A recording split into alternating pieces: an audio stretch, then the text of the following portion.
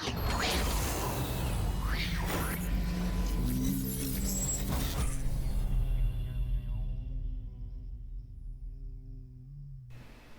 everybody. I'm Jordan Thistlewood. I'm the Product Management Director for Media and Entertainment here at Epic Games. It's my pleasure today to take you through everything that you need to know about Unreal Engine 4.2.7. So let's talk about the new workflow possibilities that are part of 4.2.7. First off, being able to shoot wider angle shots.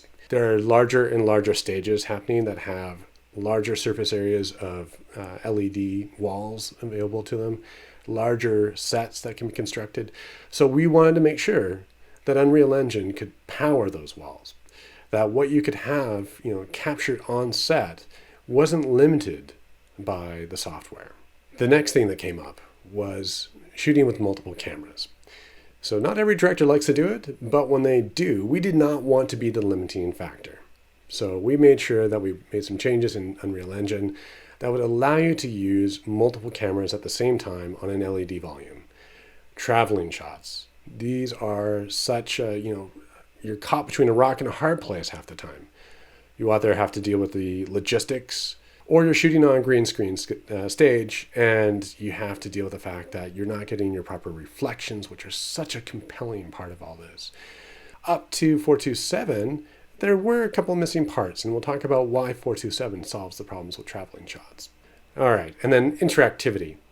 We really wanted to make sure that you could get out there and be on stage, make layout changes, make color corrections, make lighting changes, and still shoot on the same day. We're not talking about breaking for hours or days, we're talking about breaking for minutes and being able to have a completely compelling creative workflow on stage. And so even to the point where you can do interactive lighting effects like we tested on our test shoot. We also didn't want to leave out the pipeline side of things. USD is a very important growing piece of technology that is being adopted in many pipelines. And if it's not being currently adopted, it's being evaluated. So we wanted to make sure that we were unlocking workflows that would use USD to give you the best of what it is capable of. So let's get into the core technology improvements that are involved with 4.2.7. The first of which is really fundamental to so many of these workflows and so many of the features, is multi-GPU support. This is what allows you to have those wider camera angles where we can actually fill the screen with enough pixels and enough resolution at the frame rate that you need to actually capture that wider angle. The multiple cameras shooting at the same time, same deal. The interactive feedback that you can have on set and making those creative choices and still shooting within minutes, not hours, again, powered by multiple GPUs. But what does it mean? So if we take a theoretical stage setup, so here we've got a photo of the Nant stage in LA. We say, all right, well, let's divide this up into 8 viewports. You've got 8 viewports. That typically would have meant that you've got 8 machines. That's 8 machines that are just running the wall, not your artist workstations, not the brain bar, and not your any sort of failover redundancy. That's an expensive setup. So multi-GPU means then that you can reduce the number of render nodes.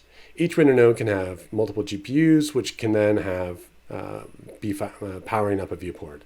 For stage configurations, we do find that 2 GPUs is the best sort of price performance consideration. So when it comes to shooting with multiple cameras at the same time, there's a few details that are really important in this. So the ability to shoot with multiple cameras has benefited from the multiple GPUs.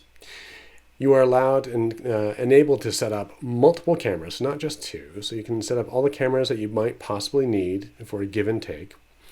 Then you can toggle on the ones that you need. You aren't penalized in terms of performance for the cameras that you're not using. Okay, then let's talk about GPU light mask. So introduced in Unreal Engine 4.2.6, this is where we use GPU rendering to facilitate baked rendering or GI and lighting. Traditionally, using just the CPU, there are definite time considerations. GPU light mask and GPU baking, therefore, really speeds things up. This benefits from multiple GPUs as well. Be shooting in minutes, not hours. And a few of the considerations is that you do see performance gains past 2 GPUs. There's a bake what you see mode. So if you are only concerned about what is going to be shown on camera, then you can basically cut a lot of calculations out and get there faster. Improvements to the UX, translucent shadow support, and a lot of other improvements as well. So in 4.2.6, we introduced the ability to do web remotes, but we've taken it a step farther. So here we have the ability to actually go in and choose which controls that you wanted to have published. There's a new web app with widgets that match to the Unreal Engine controls that you can then configure in a more drag and drop ability, allowing you to give all kinds of tactile control. It works with MIDI, it works with DMX. So here we have the DMX, or the MIDI console driving everything. We also have OSC control.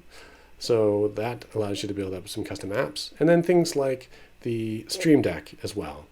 All right, let's talk about DMX. So lots of improvements all around, but the star of the show really is the pixel mapping. So the ability to drive DMX in and out, very super cool. Pixel mapping unlocks some workflows that I'm going to talk about in a second when we talk about the traveling shots. But altogether, the workflow, solid, the performance, solid. Some of the other details about what's going on. So remote control integration, working with NDisplay and cluster rendering, and then of course the pixel mapping being the big one. Finally, traveling shots. And this is why I wanted to sort of say how things start to come together with these features. So all told, the improvements that facilitate the traveling shots are fundamentally, in the concept of it, simple. The impact of it, huge. So here you can see an example of how things were shot on the test short that we did. And you can see that we've got a cycling sort of cyclorama going in the background, and you can see how it works. And you can see the reflections on the windows. There's no green screen involved. There's no post-comp. It's all in camera. But now let's take a step back. Think about DMX. Think about the remote control. Notice in the clip when there's the actual crew member panning the light around. Imagine actually having that controlled by DMX and pixel mapping, so that when you have a white or a bright spot in your scene going by, that you could actually be triggering the lighting panels that could be next to the vehicle to add those extra lighting cues, all in sync with the background. Then let's think about the remote control. The fact that you could give the director or anybody on the set an actual iPad, laptop, physical device that would allow them to trigger cues. You want a lightning flash.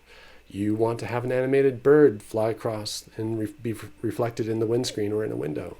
You can do all that. And this is how all these things start to sort of come together, and why the component parts of 4.2.7 are themselves fantastic. The workflows that are unlocked when you combine them, is where the sort of the beauty and the smiles start to come out. So what did we do? It's really simple. Maybe not in implementation, but in concept. It simply comes down to this. When you were rendering that your background out of Unreal Engine in previous versions, you would be getting the calculated motion blur that Unreal was saying, was experiencing through its camera. That would then be multiplied by the motion blur that you would get from your physical camera. That meant that you got double motion blur, which, whether or not people could really sort of pick up what was going on, it didn't look quite right. So we've given you the ability to toggle off camera motion blur in your scenes, which means that the actual motion blur is derived by your physical camera, which then matches the physical actors and set pieces, in this case, the vehicle. And so everything looks good. The other thing is we added 2D plate playback. Right now, uncompressed EXRs, so that you also have that as an option. All right. Now, none of this wouldn't matter if it didn't look right. So we spent some time looking at the whole signal chain from Unreal Engine through signal processors to the LEDs to the camera, and using OpenColor.io came up with a methodology for actually calibrating that process.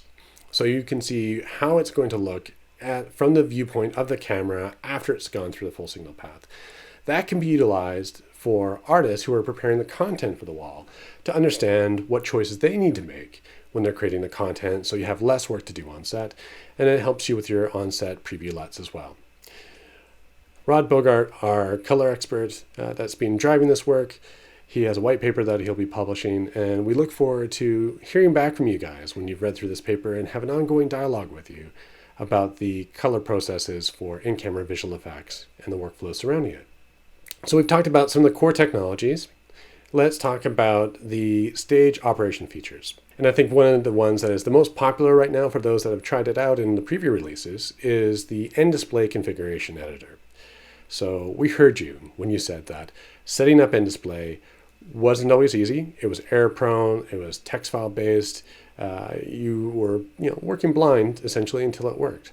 So what we did is the team came together and figured out putting together a configuration editor that allows you to model out your screens, make sure that you have them all configured in spatially coherent way, get all the signals mapped to the right ones, and then finally save a preset. So what can you do with that preset?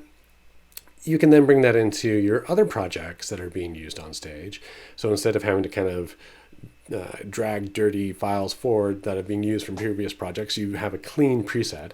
You can drop that into your new project that matches, and then you have your new setup that matches your stage configuration, and you're all set to go, which is pretty awesome.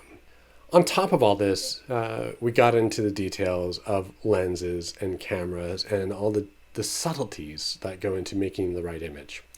So let's take a look at an example put together by our senior product manager, Andy Blondin. And so here's an example he set up at home, and you can see that he's mapped zoom and focus for a combination of camera and lens. He's been able to then take one of our CG assets and composite it live with the camera feed. And you can see that the racking of the zoom, the racking of the focus, it all stays in sync beautifully, and it is just crisp and coherent. It looks like it fits. This is big. So there's a lot of details to this. So firstly, it works in Composure, so you can do this for live comping. We take dynamic lens input. There's also encoder mapping, a new lens distortion asset. All the coefficients involved in this go together. Automatic overscan calculation, depth of field matching, nodal offset calibration, support for ST maps from Nuke if you're looking at this from a visual effects lens, and then the Cine camera works with the lens distortion, and we've also worked with all the tracking hardware manufacturers that can feed this lens data into Unreal so that you can have this driven live while on set. So then we get into things like this is the screenshot of a level snapshot workflow. The level snapshot feature is one that I think you will find incredibly valuable. So you have your level. It represents the world that you're trying to capture on stage or you're using in your content production. You then find yourself in scenarios where on a take-by-take basis, camera angle by camera angle basis, you might need to make modifications. But really, at the end of the day, it needs to stay that coherent level, that one piece that you art directed. Now, people in the past have taken physical notes, made Python pipeline tools, used sequencer, and many other sort of less than ideal compromises. So we heard about these challenges that you were facing, and the team came up with a great workflow. So the level snapshots allows you to basically save and restore the state of a given level after you've made modifications. So you can snapshot all the actors in the scene, you can filter which actors are being affected, which actors are being restored, and you can use filtering to do all this. You can add and remove new or deleted actors, and there's undo support. But fundamentally, at the end of the day, what this means is that you can maintain a clean level state, and you can make the alterations you need on a take-by-take basis. Those can be captured and logged. And then when you need to get back to a state for a pickup shot, it's as simple as restoring the level snapshot. All right, so for those of you who may not have had a chance to be involved in in-camera visual effects as much thus far, you might not be familiar with the multi-user workflow. So this is the workflow where through a common server-based connection, multiple Unreal sessions can basically be cataloging all the changes that each individual user is making through their session to the server, which then shares it to everybody else. So you can have multiple people working together. This is how we facilitate working with all the various render nodes, how everybody that works on the brain bar is sharing all the information to everybody else, and how this sort of collection of computers and people work together. In Unreal Engine 4.2.7, we really invested time in the overall stability. We also made sure that we had optimizations for sharing and creation of large assets in session. This is most often going to be things like your like bakes that you come out of GPU Lightmass with. So those need to be shared to the render nodes and shared amongst the users. Faster save times in session, smoother changes. Persisting is when you take the changes that you've been making in the multi-user session and actually bake them into the source-controlled version of that level that you're working with. And as you can see, the last two really important, robust take recorder support. So you can see on the screenshot on the right-hand side there that you have the ability to target which machine in your multi-user cluster is recording which piece of data, and things like simulations being run on in-display, other sessions being captured on different machines. You can kind of disseminate which machine does what, so it's a much more powerful workflow. Level visibility support with in-display and editor means that you can do things like keep different lighting scenarios as sub-levels sequences or sub-levels, and then that will allow you to then toggle between different states. So between those two last things there, quite new and powerful workflows are unlocked. So let's talk about the pipeline enhancements real quickly. First and foremost, USD. And it breaks down into three things: the importing of USD data, the exporting of Unreal data to USD, and then working with USD data in a clean and transparent way inside of Unreal. All right, so quickly, importing geometry caches, materials, skeletons, animations, blend shapes, lights, and cameras. But what does it really mean? How does it look? So here we have the USD kitchen with a couple of our actors in here. You can then load it and import it into as the USD stage actor and import that. So it's no longer USD data, it's now Unreal data. And you basically can point it to a location in your content browser. And then this imports every asset in all the various levels into Unreal. So you can now work with it natively using the full suite of Unreal tools. Export: geometry, LODs, vertex colors, material assignments, animation, levels and sublevels, landscapes, foliage, and baked textures. Mouthful. Okay, so what does this really boil down to? So here we have the meerkat scene, and what we're going to do is export it, the level, as a USD file. So you can see we've picked it out, it's baking down the texture maps, and then the result is that you end up with a USD file that represents your level. But also take note that all your U assets are converted into USD assets as well. So you have those well-defined on top of everything else. And because we bake out the textures and the texture assignments, you can load it into a tool like Maya, and you've got everything that you saw inside of Unreal. Ready to go. On the landscape and foliage side, things to note. We use height maps in this case for this particular landscape, so there's no representation of a height field in USD yet, which means that we bake it down to a piece of geometry, which can get massive. So be careful about your settings when you're baking down the landscapes. But you can see that in the end, you can load this into tools like Maya or Solaris that have USD support, and you have all your geometry, your scattering is there, and you have your landscape ready to go. So working with USD inside of Unreal, you can interact with all the USD assets. You can change transforms, visibility, properties, purpose, things like that. You can animate the transforms. You can edit the layers. You should note that there's runtime support. So this isn't behind the scenes in memory. It's converting things to U assets so that it works through Unreal, but it's still referencing a USD file. So next time you load this up, you have different changes made to your USD file that will come through. There's also the asset cache, which just helps with the acceleration of loading the scene the next time around. But what does this look like? So here we have a USD shot configuration, and we can load that into Unreal. It comes in as what we call the USD stage actor, which then allows you to have full access to all the USD data. You can see all the layers that are here in the setup.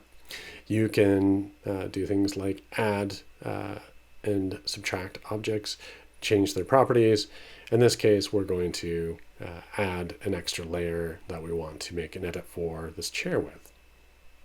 And then you can see that it's there, the file's ready, we can make the edit, we can save that edit, and then you'll see in the USD file is that override that you just made. Pretty cool. Okay, so what are some of the technical details that come in to this? It's based on currently on USD 2105. We'll roll up as we each version, but if you want to use a specific USD version, you can do so. You have access to the Unreal Engine source code. You just need to download it and compile it. It's not easy, but it is doable. We have the full Python API support with focus on Python 3.7.7, the runtime support, like I said, but what that actually, second implication or detail that's worth noting is that you can compile a game application that uses the USD, and because of this runtime support, you could feed that game application USD files, and so you can make yourself something like a USD viewer or a review tool. The asset cache just helps with the acceleration of loading, and there's Windows, Mac, and Linux support as well. Here we have our friendly Meerkat, and some of you who have experimented with Hare and Alembic caches know that the workflow wasn't always easy. It would work. There are sometimes limitations and sometimes accuracy problems. So we've taken steps to solve that. Really what it comes down to is now an easy workflow to import Alembic caches and grooms and align them. And then it comes down to the way that those caches are then read. So there's improved motion blur support, improved support for non-consistent topology, and improved support for caches that start with no topology whatsoever and pick that up in subsequent frames. All right, movie render queue. If we break this down into the highlights, really what it comes down to is that with the Python scripting, you can do more robust workflows for your pipeline. You have the mask ID support, and then two of the big things, built-in overscan support. This has got many cheers from the internet. And then shouldn't be missed that you also have support for the lens distortion tools that we talked about earlier. Updated iOS apps. So VCam is going to have a dedicated app. LiveLink Face, in terms of UX, is going to have an iPad version so that you're not just basically looking at a scaled up iPhone version, but the real star of the show is the fact that you can now calibrate a rest pose. So your actor you can basically derive better facial animation on a per actor basis. And then the calibrated signal is sent to Unreal through the streaming, but the actual device can capture the uncalibrated and calibrated signal as well. So if you want to use those after the fact. And then finally, all these can be triggered by OSC. So if you have multiple actors on a stage through a motion capture performance, you don't have to run around and go to everybody's phone or try and get them all to do it at the same time. You can just do it once yourself. That's it, guys. I mean, there is more to 4.2.7, but this is what we had the time to tell you about. And this is really the meaty part when it comes to virtual production. And we really hope you keep giving us your feedback, whether it's the Facebook group, whether it's in-person meetings, whether it's on our forums, however you can. Keep the feedback coming, because it is that helps us inspire sort of solutions to your problems. And also, when you have the opportunity, once this pandemic is sort of starting to sort of wane, please let us know. We'd love to come see you in action. We'd love to see what's going on in your stage, what's going on in your studio, and help you build a better future with a real-time workflow in Unreal Engine. But with that, wherever you are, I hope you are happy, healthy, and safe, and we'll see you next time. Today, we have a few of my colleagues joining us to go through some of the questions that came over the chat and have a bit of a discussion about the next steps in virtual production. So we have Andy, Brian, and Savan from the product team. And I guess I can let you guys kind of run through and introduce yourselves and let everybody know a bit about what you're working on. I'll jump in. And so Andy Blondin, we're all product managers here at Epic Games, me, myself, Ryan, and Savan. And so we handle a lot of the tools that Jordan is describing there. So happy to kind of jump into the QA and answer a bunch of you guys' questions. Guess Ryan, you could hop in next. Sure, I'll go next. I'm Ryan. I'm also one of the product managers. I spend a lot of time on a lot of our stage tools, camera VFX, and I work really closely with Savan on in-display. Yeah, looking forward to answering some questions. So I'm Savan. I'm also a product designer, specifically for live events. Since we do share a lot of similarities with visual production, I work very closely with my friends Ryan and Andy. Great. So lots of questions came in fast and furious in the very beginning about hardware and GPUs and basic setup of the kind of kit that you need to start doing virtual production. So on the hardware question, a lot of them really are floating around like, do I need Quadro-based cards? What's up with sync? So maybe Andy and you guys, Ryan and Savan, can just elaborate a bit on why and where you need your hardware. Yeah, sure. I mean, the long and short of it is if you're using the in-display technology and you're doing clustered rendering, you do need Quadro-based solutions. So the NVIDIA Quadro cards, if you're doing some of the multi-GPU that Jordan had shown off, you need the NVLink as well to go along with support for the multi-GPUs. And so, kind of speccing out that system, there's obviously a lot of different kind of options. But, here at Epic, we've been running on the Nance stage, and correct me if I'm wrong here, Ryan, but it's been the A6000s with multi-GPUs. And all throughout that production test shoot, we were running that kind of hardware specifically on stage. I'll chime in more. Yeah, the sync aspect of the Quadros is what it takes to sort of, align the way the camera is filming the LED wall.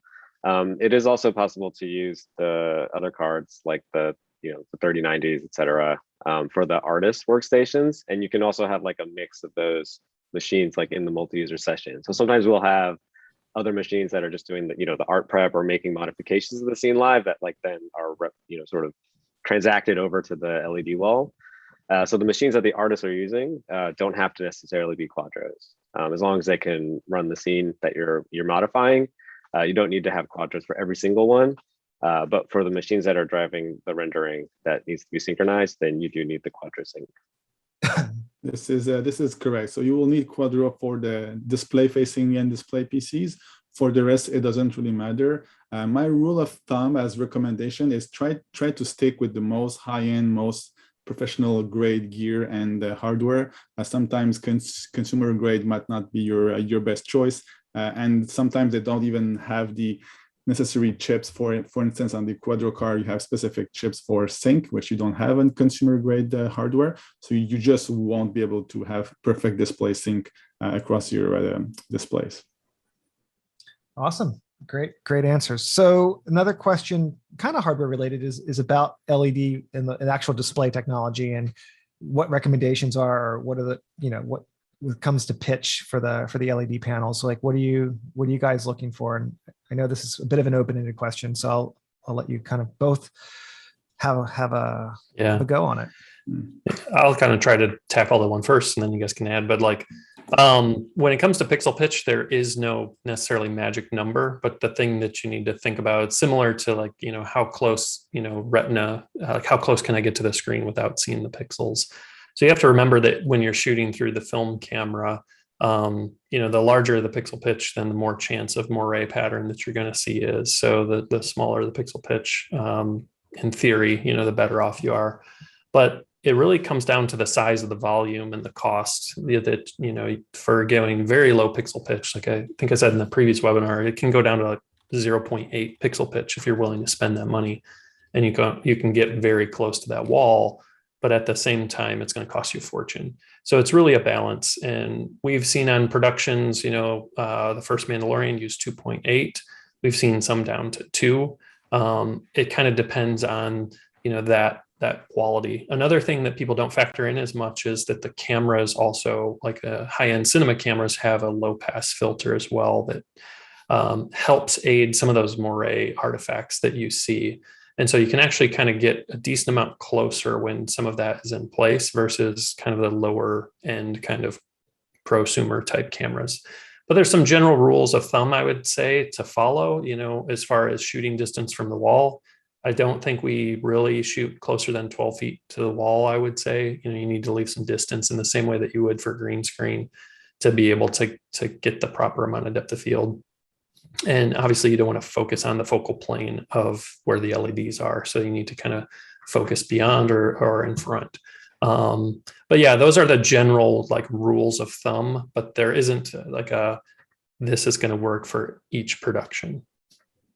Well, I guess the other thing I should mention too is that, if you're building a wall, kind of the angle at which you're shooting as well is important. So you'll see the most artifacts when you have glancing angles. So, you have to kind of keep that in mind as well, especially like the ceiling product. A lot of times we mix and match the kind of shooting surface, and then the ceiling product could be a smaller pixel pitch, for example, because we're not shooting on that as much.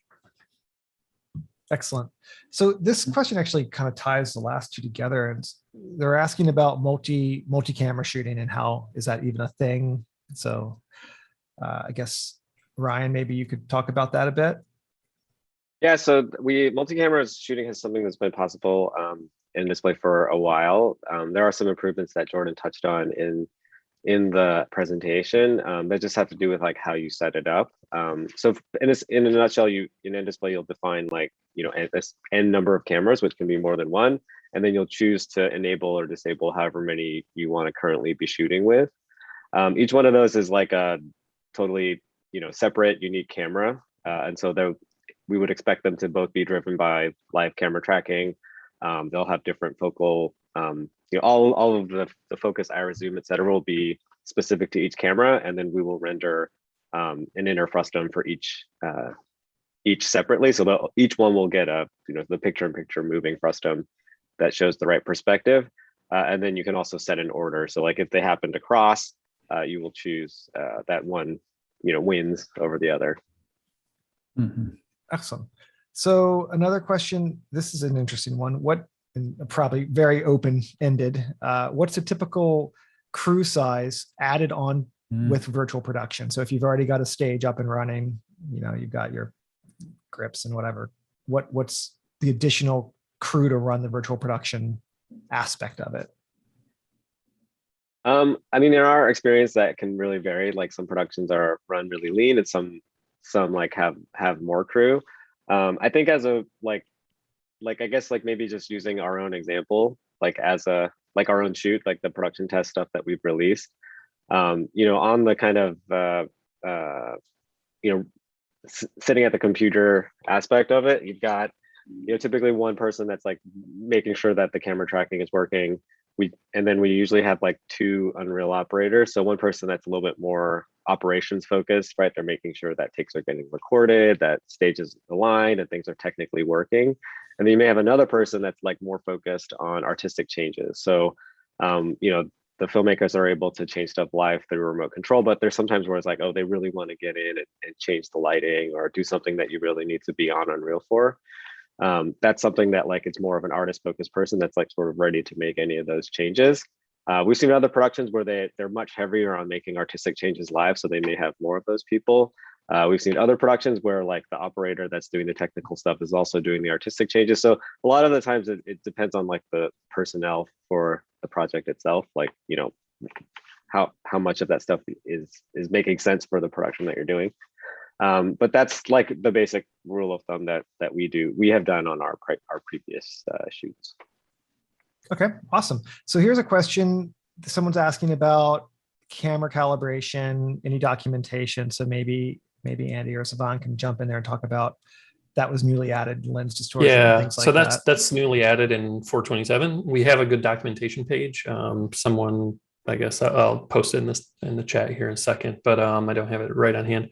But I know right where it is, so I'll post. But yeah, there's kind of 4 sections. There's a brand new suite of tools that allows you to get the camera feed in. We use OpenCV to calibrate the distortion value. So we can also use that same checkerboard to calculate the nodal offset position of the camera. You can do that across the zoom and the focus. You can do your encoder mapping for it so that it blends with, as you zoom. We also have the ability to, pre-calculate some of that stuff, shoot grids, calculate them in Nuke and bring those ST maps in for a VFX style workflow. along with, being able to read the dynamic data from all the camera vendors. So from Stipe, Mosys, NCAM to drive those distortion values now. So yeah, a whole new suite of tools. They're going in, this release as like a first pass as experimental, but we're going to kind of keep evolving that probably for several releases to come. And the last thing I'll mention is we've put in a system for Aruco markers and pattern matching. So you can display that on your LED wall and then kind of calculate where those are in 3D space in reference to the tracking system. So placing those 3D meshes kind of get a little easier or simpler based on that. So yeah, a whole suite of tools have kind of come in, and I'll post the docs in the chat. Yeah, and I think it's nice to see that it's trying to take already existing kind of VFX workflows and then apply them into the stage. So things like OpenColor IO, I know, has had some work done in 427 also, and I think it's going to continue to kind of grow and evolve. You guys might have a bit more insight into that than I do, but it's definitely there and moving forward. So another question that people are asking, this came up in the first webinar also, was, do the 427 virtual production features push into UE5, and sort of where does this stuff go next? So I think any of you could answer that. Or I think I'll just say quickly that, I think it's quite obvious that UE5 is a big leap forward on a lot of topics, most particularly on the rendering ones. But I think what's important on our side, at least on the virtual production side, is not to break anything that has been done prior to Unreal 5. So essentially, the motto that we have is to at least keep 427 parity in there. So any feature that we have added throughout all the release cycles in Unreal 5, we want to ensure that we have at least parity with 427, and then go beyond in terms of adding UX improvements or quality of life improvements and so on. So I wouldn't expect personally to see much additional new features per se in the short time, but at least make sure that everything is as solid as it was before, and even bring that further. Awesome. Another, this might be a good question for Ryan. They're asking about the NANT stage and tackling tracking systems, what's being used for tracking on the stage. And I guess beyond that, like what workflows are supported or what technologies are supported for tracking? Yeah, so at the NANT stage we use that, it's an OptiTrack system, but there's a ton of other great options that also have live link integrations. There's Stipe, Mosys, there's stages using Vicon. I don't want to leave anybody out, and that's not intentional, but there's tons of options. Ultimately we want to have like a strong ecosystem of different options that meet various production needs depending on what type of shoot they're doing. Awesome. So what's your favorite feature? I'd like each one of you guys, this was a question that came up in the first webinar, and I thought it was kind of fun. What's your favorite virtual production feature that was in 427? You could just go down Andy, Ryan, and then Sivan, I guess, because that's how you guys are tiled out. Okay. I mean, we each work on like a particular feature, but then we kind of overlap with each other. So it's kind of interesting. I know the one that's been kind of close to my area, my heart, has been more the remote control API. And what we've been trying to do with that is to kind of lower the bar for entry for controlling stuff on stage. So we realized that the amount of levels of blueprints, let's say, you need to make and running stuff in the game may not be ideal for a live situation, live setting. So what we've tried to do with this remote control API is allow you to easily expose the properties, bind them to, the web widgets. We have a brand new kind of web application with all drag and drop and easy ability to control those items, have those items replicate both in the editor and through NDisplay. All across the board, but we see it as an ecosystem where the web is one protocol, but we have OSC, DMX, and MIDI, where if you want to hook up your own hardware devices to this kind of system, it should just work. And so we're working on a way for many different kind of partners to kind of come along and piggyback on this so that it makes it easier for people to control the things that they want on stage. So we realized, maybe you want to control a lot of the items from a lighting desk or lighting console. And maybe you want that system to have, the director or the DP to have a iPad to be able to control stuff on a touch interface and have those work seamlessly together. Like that's some of the goal. So to me, that's one of the ones that I feel like opens up, new doors of possibilities for the users. Brian? I was going to say that, it's a good but difficult question because so many teams have worked so hard on so many features. And I think that what makes 427 amazing is that it's not only because it's a feature-packed release, but also because it's a polished release. I mean, it had a longer cycle. We had time to have all the feedback from all the previous releases. And I think what the team really tried to do as much as possible is finish a home run by having a final release before Unreal 5. So I think everyone is super happy and excited about this. On my end, and I think in the virtual production side, I mean, I can forego all the improvement that we've done on the remote control side. I mean, just the ability, as Andy was mentioning, to be able to control a stage with a lighting desk. I mean, that is quite exciting in itself. So we're kind of merging the benefits of having multiple industries into one product. So having the support of DMX, which is end-display compatible, and you can drive actor parameters by having a lighting desk. That in itself, I think, is very interesting. And from my side, it's and also, I mean, the work we've done with Ryan and the rest of the team, how we were able to change the way of the end display tech or the configurator works, in the sense that, I mean, just a few releases ago, we had text-based config files. Well, now you can have a nice editor which allows you to visualize your screen, visualize your clusters, your viewports. And if you think about it, these are items which are meant to be in 3D. I mean, you want to be able to visualize your screen. You want to see how your viewports are being mapped to those screens, or the GPU output. So these things in itself, they're meant to facilitate the workflow, make sure that we're removing as much as possible pain points in the workflow and the user experience, so we can try to make all people trying to dive into this virtual production mindset a much more easier and enjoyable process. So I think from that standpoint, I think all features deserve to be kind of mentioned and highlighted, because it is a whole. Like if you were to remove one feature from the kit, it would look like it's incomplete, right? So, but I think what makes it powerful is having all those features enabled to that level at the same time. Awesome, love that. Ryan, you have any thoughts? I mean, I will do a simple answer. I think my favorite feature of 427 is the level snapshots. I think it's kind of like we get a lot of shine on a lot of the more flashy features, but I think it's a really underrated, valuable thing that we've been wanting to have for a long time, which is just being able to manage the different states of your scene without having to like duplicate a level, and just orchestrate these things a lot easier. In the process of doing it, we evolved the feature to make sure that we had these more robust capabilities to restore and selectively restore things, which we found to be very powerful. So we're excited to see where this goes.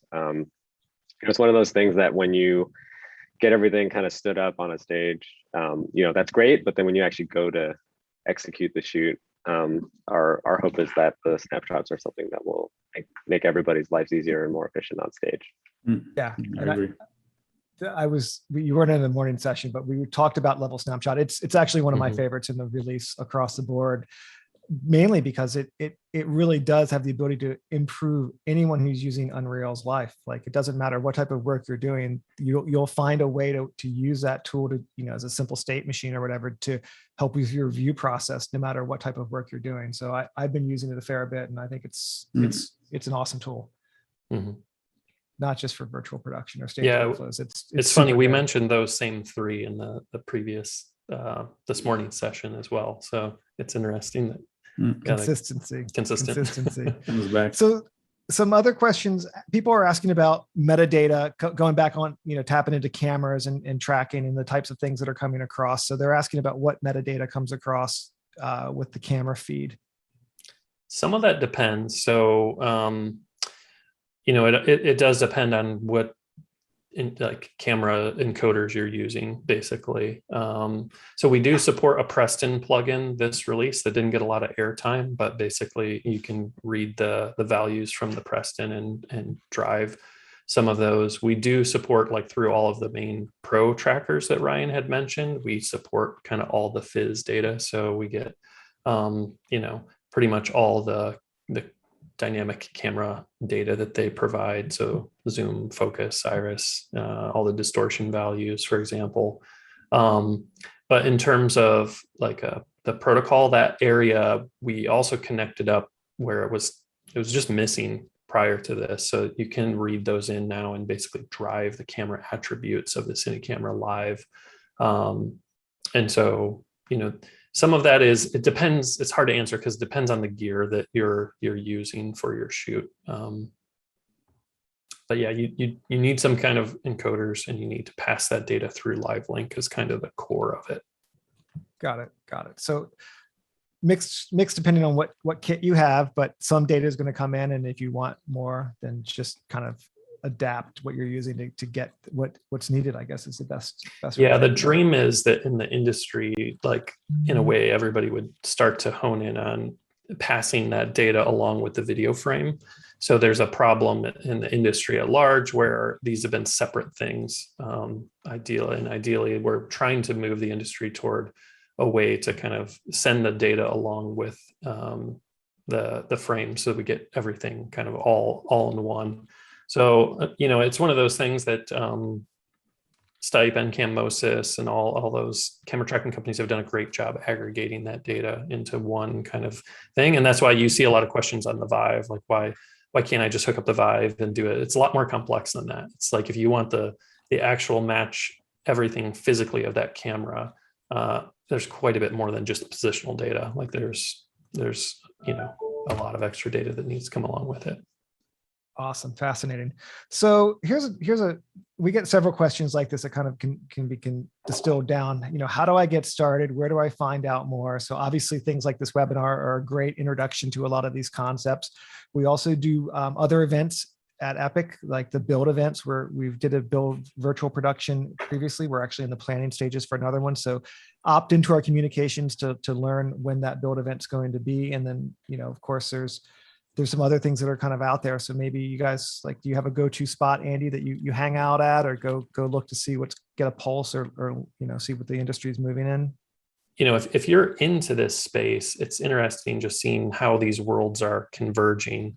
Like to me, my background, I came from sports technology. We're using some of these tracking systems, some of these other things, and we're starting to get those to come in. Savan's background is more from live events. He kind of understands a lot more about the lighting, the DMX side of things. Those things are starting to kind of come in. Ryan's a little more from VFX. There's a lot of VFX and motion capture coming in. And so some of the places that you would traditionally follow those things are actually, starting to talk a lot more about Unreal in general. But yeah, I don't know if there's like a go-to hub other than follow Epic social stuff, see where we're posting. And we're pretty visible, pretty vocal about a lot of that stuff. So yeah, my LinkedIn feed is full of virtual production topics, stories and topics, and full range of like, hey, we're standing up a new stage here that's going to be an LED virtual production facility in this location. Those pop in my feed a lot, and then just random, something like Matt Workman or Corey, their stuff's always, I'm always getting this feed of people showing interesting, exciting things, and the community is really sharing. I think that's the thing reminds me of the early days of 3D, like when everyone was just trying to figure it out and, sharing knowledge. And now it just seems like that, but a bit more accelerated because you have the ability to connect to people through social media and through, through the internet and things like that. The virtual production Facebook group is also pretty active. I'm sure that some of you guys are probably following that too. So a couple more questions kind of came in about DMX. So what other interfaces other than DMX are supported or around? So maybe Savan, you could talk about DMX support and yeah, I was going to say quickly because I've saw a few questions quickly pop by in regards to DMX.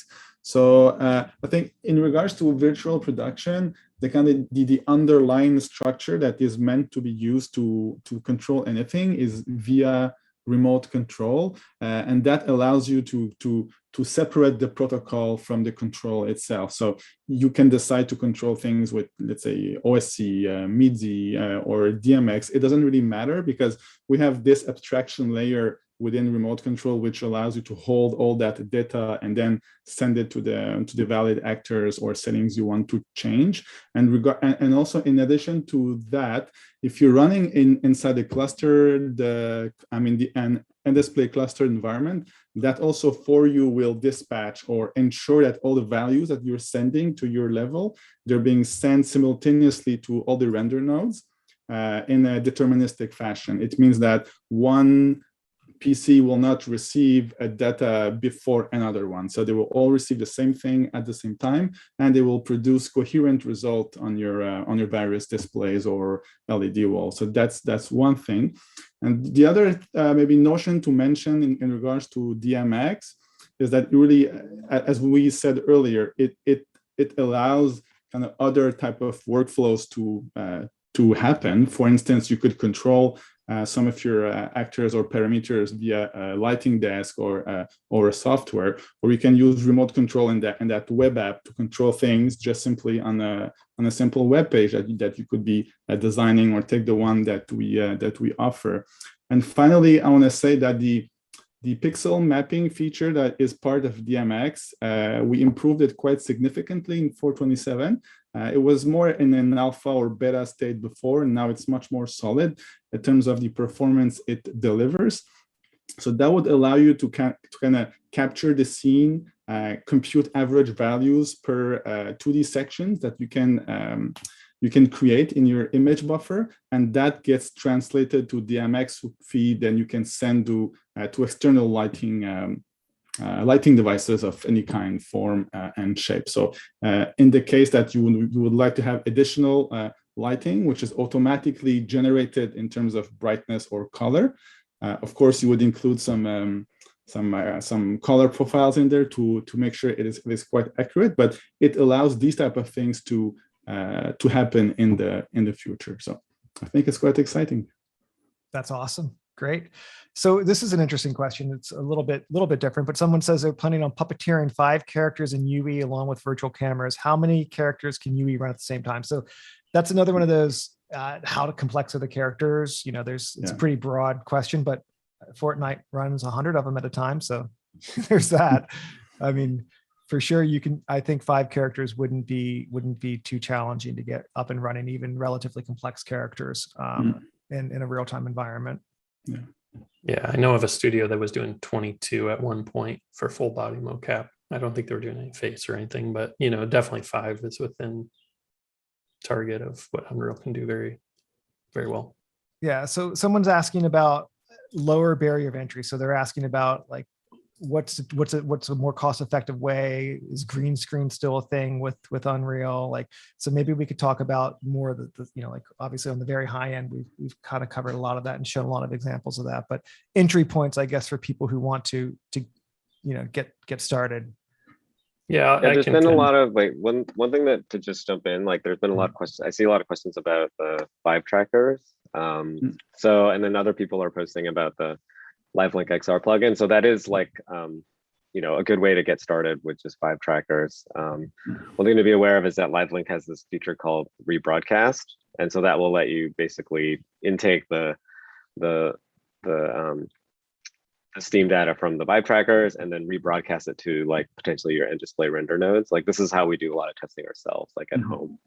But just be aware that there is this rebroadcast feature. So you want to enable that when you set up LiveLink XR so that the other machines can get access to it, since typically that only goes through the one machine that is connected to Steam.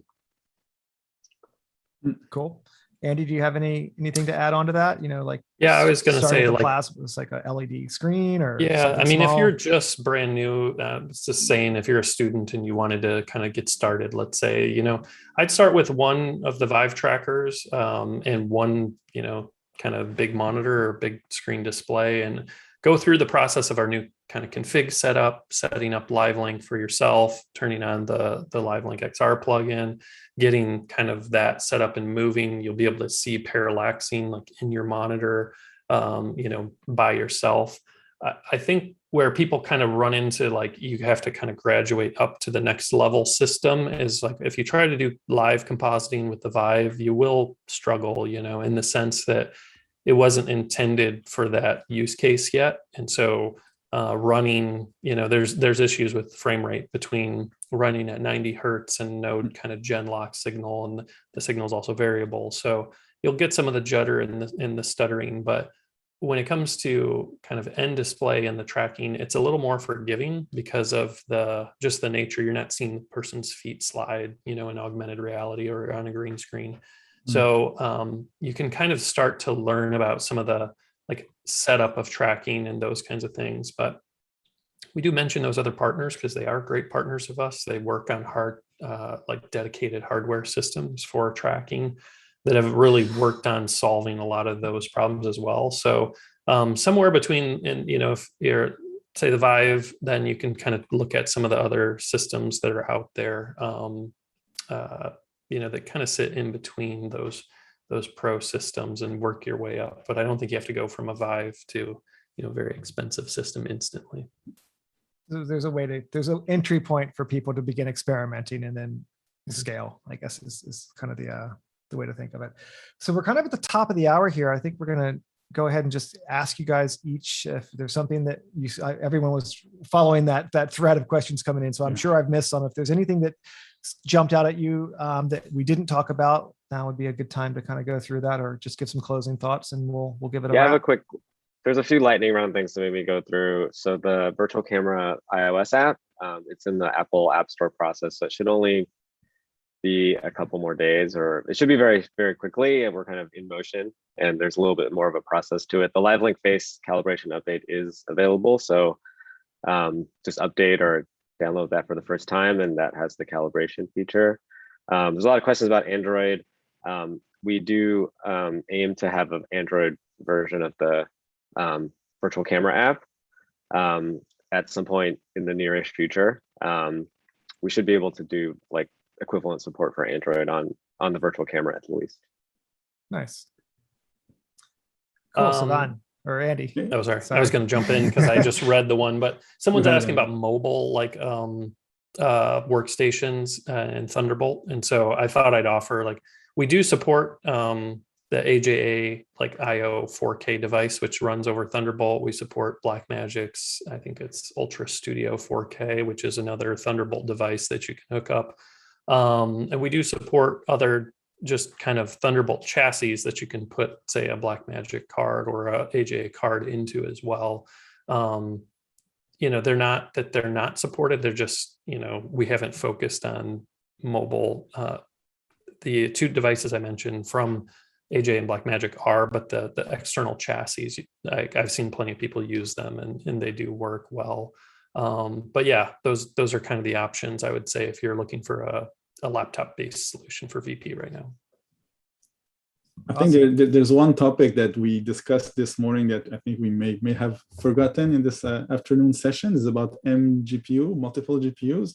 So for those who are interested, we allow to have at least up to 2 GPUs in your system. So when you're having an end display or cluster setup, you're allowed to decide what GPU renders what viewport, and typically the workflow or the config that you will have or get in a visual production environment is that one GPU will be display facing and will render all the outers, all the LED volume, and the second GPU will be responsible, let's say, of handling the inner frustum, so what the tracked camera sees. So that seems to be the ideal configuration right now. But even for other type of use cases, you can.